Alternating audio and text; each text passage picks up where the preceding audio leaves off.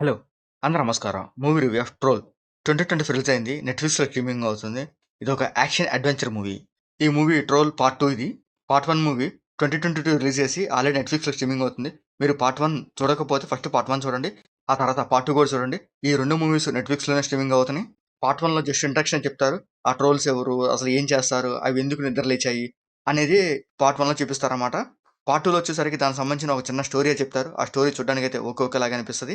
ఆ తర్వాత ఆ ట్రోల్స్ గురించి కొన్ని కొన్ని యాక్షన్ సీన్స్ బాగా భారీ ఎత్తున ప్లాన్ చేస్తారనుకున్న పార్ట్ 2లో అయితే అది మాత్రం ఫుల్‌గా డిసప్పాయింట్ చేశాడు. అసలు యాక్షన్ సీన్స్ ఏమి లేవనమాట. ఇలాంటి మూవీస్‌కి యాక్షన్ సీన్సే చాలా హైలైట్‌గా ఉంటాయి. సో, ఈ మూవీలో ఆ యాక్షన్ సీన్స్ లేకపోవడంతో కొంచెం డిసప్పాయింట్‌గా అనిపిస్తది. దాంతో పాటు ఏందంటే రిమైనింగ్ స్టోరీ అంతా కొంచెం అంత ఇంట్రెస్టింగ్‌గా అనిపించదు. కొంచెం బోరింగ్‌గా కూడా అనిపిస్తదనమాట. ఇంకా ఈ మూవీ స్టోరీలోకెళ్తే పార్ట్ 1లో ఏ సీన్‌తో మూవీ ఎండ్ చేస్తారో అదే సీన్‌తోనే ఈ మూవీ కంటిన్యూ చేస్తారు. పాపం ఆ భూతాలు ఎవరిని ఏమి చేయవు. ఏమి చేయకుండా సైలెంట్‌గా అవి నిద్రపోతా ఉంటాయన్నమాట. మన జనాలు ఖాళీగా ఉండక ఏం చేయాలో అర్థం గాక ఆ భూతాన్నెళ్లి లేపుతారు. ఆ భూతం లేచాక ఖాళీగా ఉంటదా? అది ఏదో ఒకటి చేస్తది. అసలు ఏం చేసిందనేది ఈ మూవీ స్టోరీ అన్నమాట. అంటే పడుకున్న దున్నపోతుని నిద్ర లేపి తన్నించుకుంటుంటారు చూసావా? అది ఈ మూవీ స్టోరీ.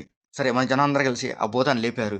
ఆ భూతాన్ని లేపినా గూడా ఆ సీన్స్ ఏమైనా ఇంట్రెస్ట్‌గా చూపిస్తారంటే అవి గూడా ఉండదన్నమాట. అవి ఊరికే అటు ఇటు నడుచుకుంటూ వెళ్తూ ఉంటాయి. పరిగెడుతూ ఉంటాయి. ఆ సీన్సే పెద్ద హైలైట్ లాగా చూపిస్తుంటారు. అవి చూడడానికైతే ఓకే ఓకే లాగే అనిపిస్తాయి గానీ, మరి అంత ఇంట్రెస్ట్‌గా గూడా ఏమి అనిపించవన్నమాట. ఇంకా ఈ మూవీలో ఆ ట్రోల్‌కి సంబంధించిన ఒక చిన్న స్టోరీ చెప్తారు. ఆ స్టోరీ బావుంటదనమాట. ఆ స్టోరీ తగ్గట్టుగా ఇంకా కొద్దిగా ఏమైనా యాక్షన్ సీన్స్ పెడతారని ఎక్స్‌పెక్ట్ చేశాను. అది మాత్రం అయితే ఎక్కడ ఒక యాక్షన్ సీన్ కూడా లేదు. క్లైమాక్స్‌లో భారీగానే యాక్షన్ సీన్ ఎక్స్‌పెక్ట్ చేశాను. అలాంటి యాక్షన్ సీన్స్ ఏం లేదు. ఒక చిన్న యాక్షన్ సీన్స్ అయితే పెట్టారు. అది చూడడానికైతే పర్లేదు బాగానే ఉంది. ఒక మంచి ఫీల్‌తోనే ఈ మూవీ ఎండ్ చేసేస్తారనమాట. ఈ మూవీ చూడంగానే ఒక మూవీ గుర్తొచ్చింది. అదే 'గాడ్జిల్లా వర్స్ కాంగ్' అనమాట.